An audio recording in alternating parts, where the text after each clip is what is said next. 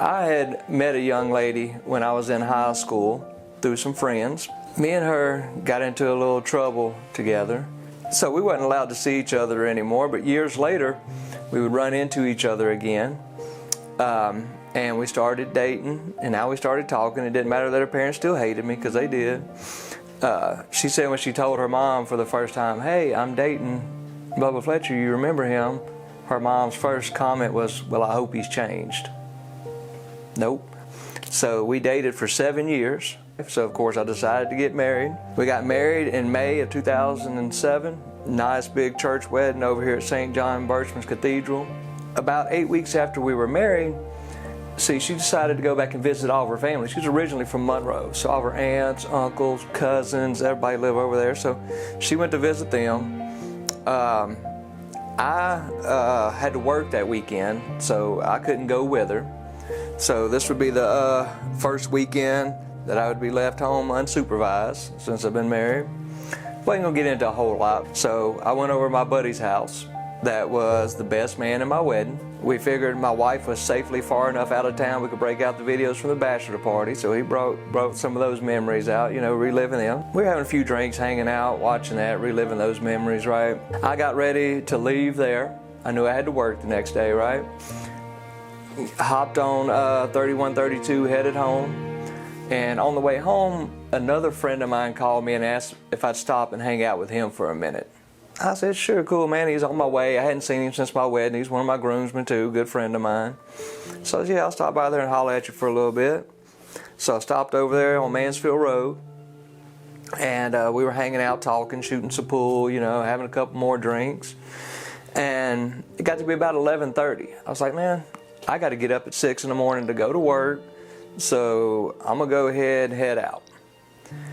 And of course, that's when I would make the choices that would change my life forever.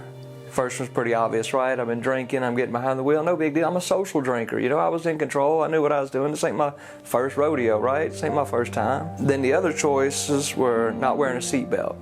Never a big seatbelt wearer, just wasn't my thing. Kind of even had a problem with authority, like, you know, people couldn't tell me what to do in my own vehicle, right? So I hopped in my Yukon. I was headed up Mansfield Road. I was getting on the entrance ramp to 3132, you know, it's elevated right there. And I was going too fast getting onto that entrance ramp. And when I did, I lost control. I went down off the side of it. And when I hit down in that embankment, my truck started rolling. Second or third row, I was ejected out of the driver's side window, and since the vehicle was rolling that way, about the fifth roll, it caught up with me and rolled back over me.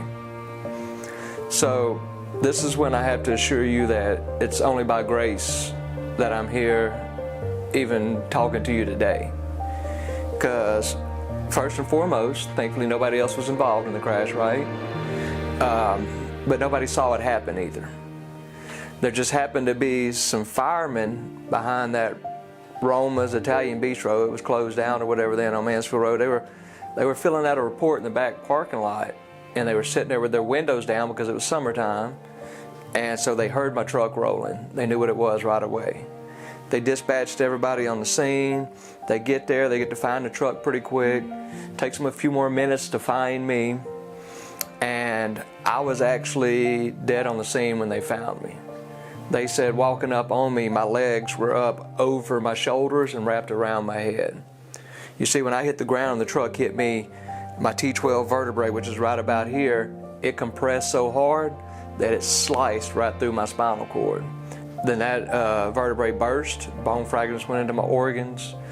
I broke the ribs all down the left-hand side and collapsed both lungs. So that's why I have this nice indention here at the base of my throat. That's where they trached me. That's where they cut me to start breathing for me. So they got me lifted to LSU, where we got a top-notch level 1 trauma unit, and they went to work on me. They wasn't real sure about the brain. I was severe concussion also. I was non-responsive. But I definitely never considered then how my choices could affect other people. So here's my wife of only 8 weeks. She tries calling me that night to tell me she loves me and good night, right? She can't get me. She figures I'm already asleep. So then she waits, calls me the next morning, still can't get me. She calls my work, and they tell her I didn't show up. Now she knows something's wrong, right? Because I'm not the dude that doesn't show up for work ever. So then she starts calling around. She calls the jails first. Why they're first, I'm not real sure, but that's where she was looking.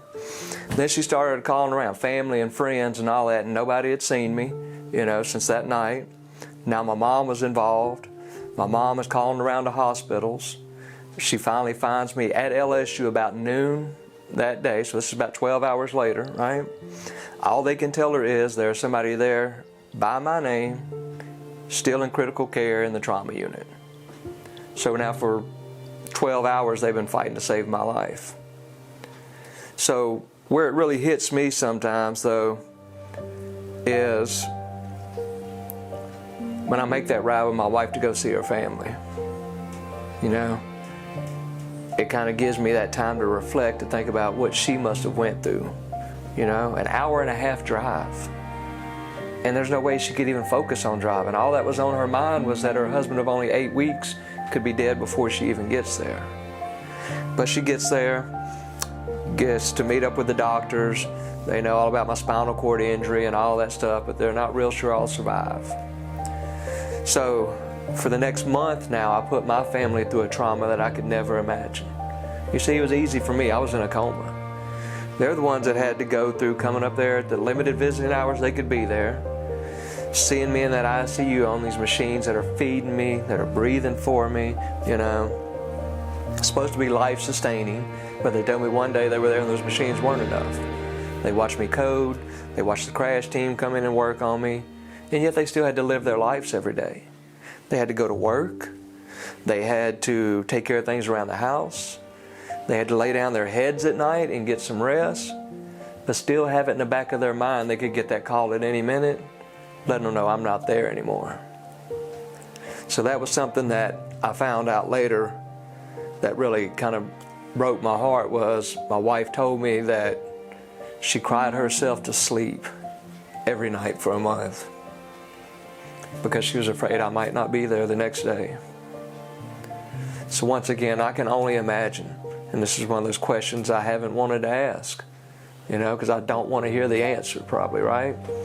So I can only imagine the panic and fear my wife felt when her phone rang at 3 o'clock in the morning and it was LSU's ICU.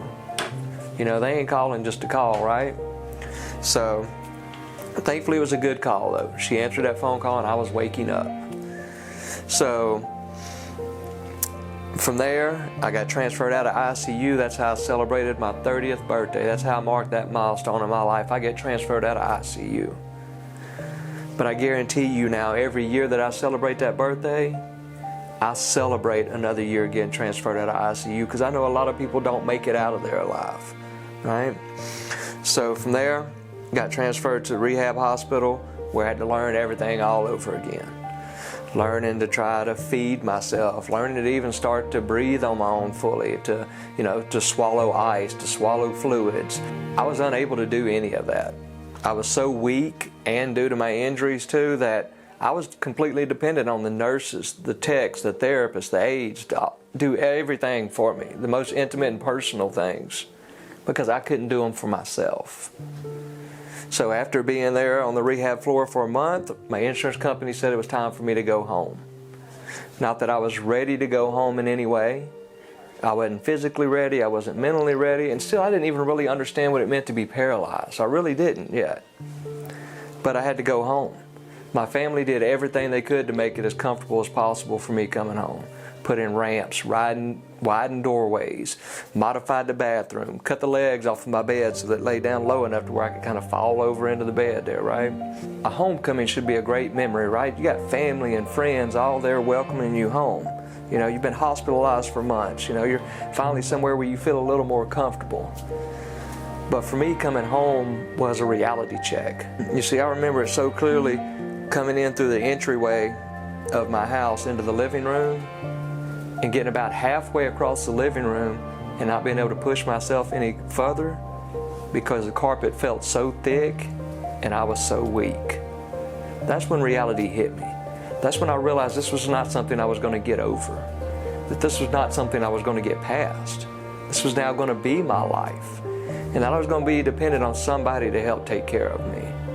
And that was tough for me because I was a very independent person.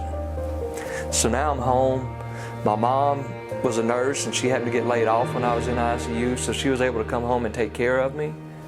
Another thing that I found out later that, hurt me a little bit was to find out what I had actually put my mother through. She was as strong as she could be there with me every day, helping clean me up and bathe me and dress me and do all these things. But she said every night she would go home, she would cry and she would pray for me because she hated seeing her child in that position. So now I was home, I had some time to think, and I'd kind of given in to some of the excuses my friends had given me in the hospital, as a way to really not accept any responsibility. Like, man, I think there was some gravel in that median where you were getting on that entrance ramp. You probably hit that loose gravel and that's why you lost control. Or, you know what, man? It started to lightly rain just about that time that night. It was summertime, the roads were hot, they got slick. That's probably why you lost control.